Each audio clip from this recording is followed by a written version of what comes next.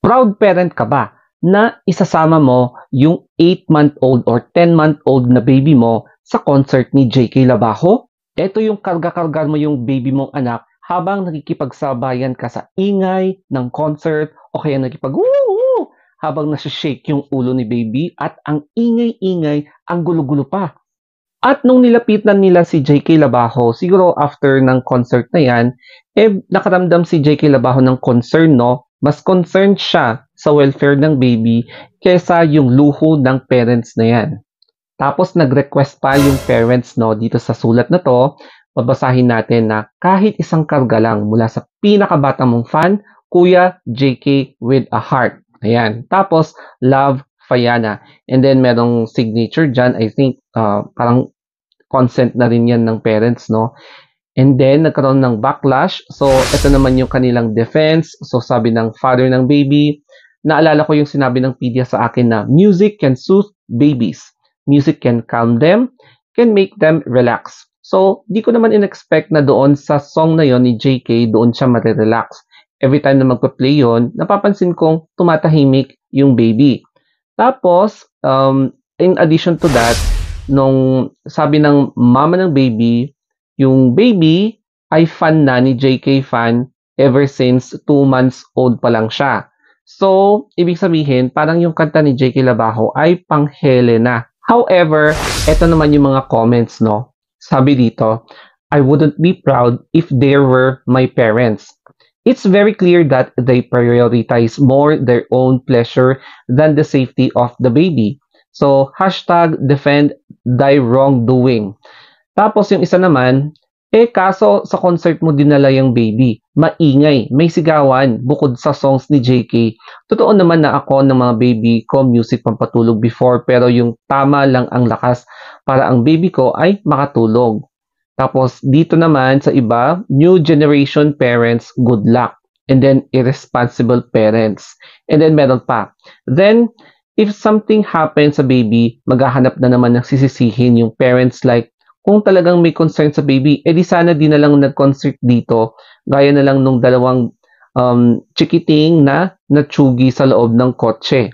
And then, malupit yung baby mo, pag kinakanta na niya yung ere, lalo na yung chorus. At yung isa, not an excuse. Yes, music suits but not in that venue.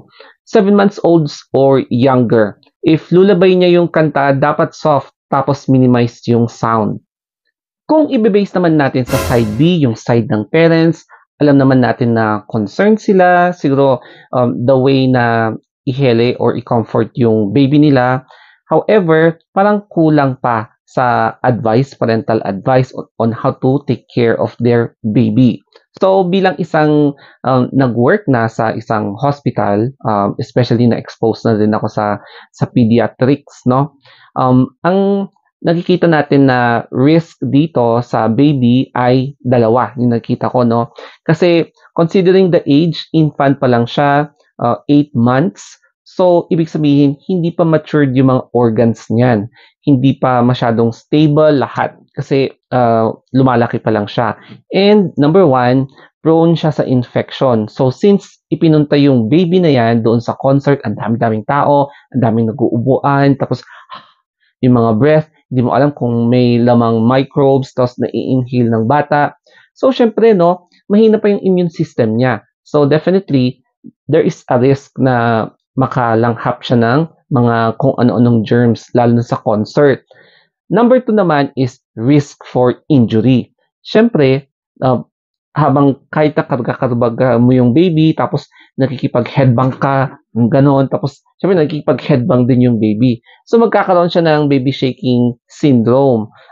Medyo delikado yon kasi magkakaroon ng pressure sa loob ng brain niya na parang alam mo yung sinishake mo yung tubig sa bote, parang ganon, no? Tapos pwedeng maapektuhan yung mata niya, so makakaapekto yung sa vision ng baby. Tapos since nasa baby pa lang siya, less than 1 year, so pwede pa ring masaktan yung katawan niya, no? Pwede magka-injure kasi kung sino-sino pinagpapasahan yung baby.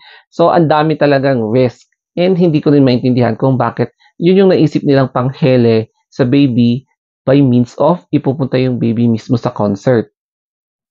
No wonder napaka-concerning talaga ni JK Labajo dahil hindi niya in-expect na merong isang 8-month-old na baby ha. Imagine, baby na ipinunta sa concerts.